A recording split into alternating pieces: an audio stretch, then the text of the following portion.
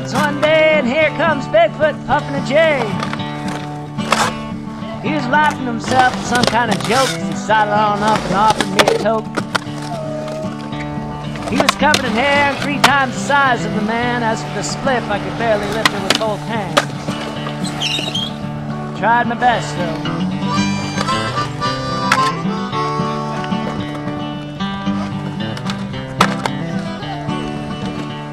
Well, we just stood there talking for a while about celebrities, sports, and foreign oil.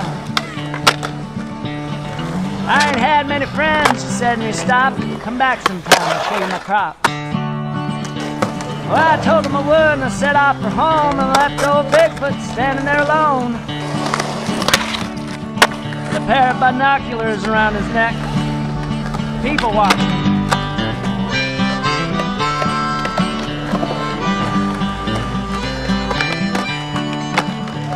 Well, I ran right home all covered in soot and started telling everybody about me and Bigfoot. I was stoned as hell, wound up like a watch, but it turns out most folk ain't never even seen a Sasquatch. I guess it's why they found it hard to believe that me and Bigfoot was smoking trees.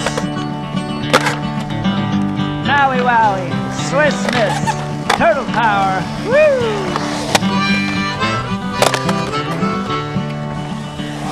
Well, one day I got to think about that giant pup and decided to look old Bigfoot up.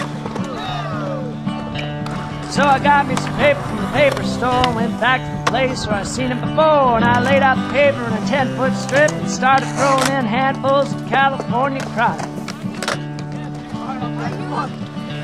Then I rolled it all up, folded one end to a point, and at the end of it all I had a damn fine joint.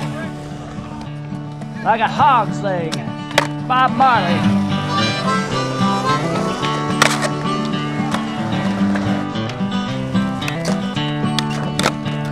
So I built me a campfire and I lit up one end when a voice from the darkness said, "Puff, puff, pass, my friend."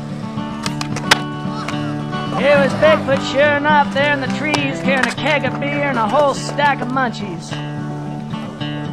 From there it was just about as you'd expect. He's a normal fella as you'll ever get. We just spitting and hollering and carrying on, and laughing and grinning and singing pop songs. When out of the darkness I hear an ear-shattering yell, like a wounded cat or a hyena from hell. Oh, that's the missus calling me home. He said, "Quick, can you smell my breath? My eyes look red." Well, I lied and said no, and I sure hope he made it, 'cause I tell you what, he was looking pretty faded. Faded like an 87 Honda Civic. Been out in the sun too long.